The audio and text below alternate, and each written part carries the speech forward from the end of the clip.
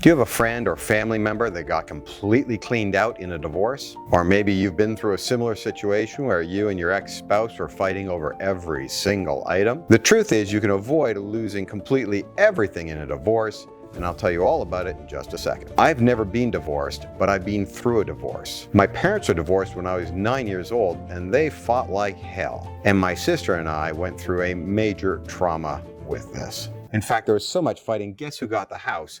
The lawyers. I grew up on Euston Road in Burlington, Ontario, Canada, and when my parents split up, they could not decide how to share the value in the home, so they took it to court and they fought. And they fought for years. In the end, neither of them got any real value out of the house. That all went up in legal fees. They only ended up with a couple thousand each. True story. That's my childhood. But that's not that uncommon. Almost everyone watching this has either been involved in a divorce one way or another, or knows someone who has gone through a divorce. You see, the truth is, a divorce can ruin not only a family's health, it can ruin the family's wealth. And one of the biggest financial penalties from divorce is the loss of property. But it's completely avoidable. As a parent, you want to make sure your child gets the property they deserve, not their Mr. or Mrs. Wrong, their future ex-spouse. And what about cases where there's been a remarriage? Is this now a blended family?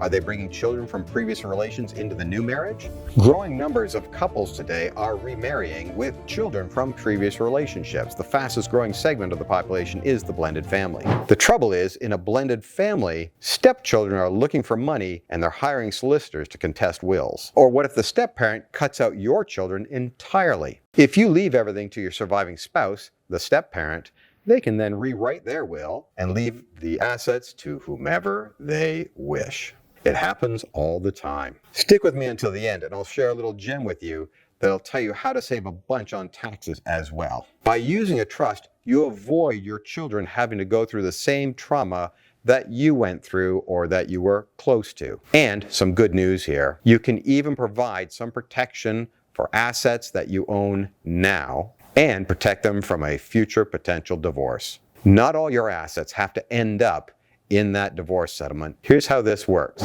Before you get married or remarried, place your home into trust. If this home does not become the marital home, then this can protect that property from a future financial settlement in a future divorce. This is even easier if you have buy-to-lets and children over the age of 18. Here, you can put your property into trust and make the children the beneficiaries. We'd recommend that you remain a trustee of that trust, and this way you'll remain in full control of that asset, because honestly, are you really going to give an 18-year-old several £100,000 worth of property to be in charge of? Probably not a good idea. It's always better if you can stay in charge. Now, that property will be outside of your estate for inheritance tax purposes starting in 3 years. And if it's not involved in the marriage, then it should be outside of any financial settlement in a future divorce event. So what if you're already married or remarried? Well, you can still put the properties into trust. If this property is not the main marital home, then the trust can help protect it from a future divorce event. The bottom line here is simple. It's always better to put some planning in place and have some protections, because if we put no planning in place, we 100% know what that outcome is going to be. You can kiss your assets goodbye. There are also multiple reasons to put your main residence into trust. The number one reason here is because there are no problems in your marriage. You and your spouse love each other and they love you. This is the perfect scenario and the one we all want. Now, what you can do is protect your partner from your kids. What if the children want to remove your partner, their step-parent, from the home after you die so they can get the money? You want to make sure that the one that you love and care about has a roof over their head and that the children can't just move them or railroad them right out of the house. And what about the kids? Putting your home to trust now guarantees that your children will receive the value at some future point. That could be after the second death, when the step-parent dies, or you can put conditions on a trust. After 5 years, 2 years, 7 years, 10 years, your partner remarries, your partner decides not to occupy. There are all kinds of conditions you put on a trust so that it ensures that the value ends up with your children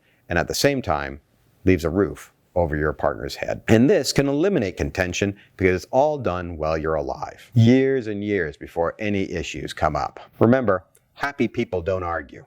If the kids know that they will benefit, they're probably not going to contest anything. There's not going to be an argument. People who argue are the ones who feel like they've been overlooked, dismissed, or they're not going to get anything. Here's that special gem I mentioned earlier. If you put your buy-to-let property into a trust and name your children as the beneficiaries and trustees, you can defer the 28% capital gains tax for up to 125 years. What you do is you put your buy-to-let into a settler-excluded asset protection trust, name your children as beneficiaries, the children over 18, and they can apply for Section 260 gift holdover relief. This means you can protect your buy-to-let without having to immediately pay the capital gains tax. And there's no stamp duty.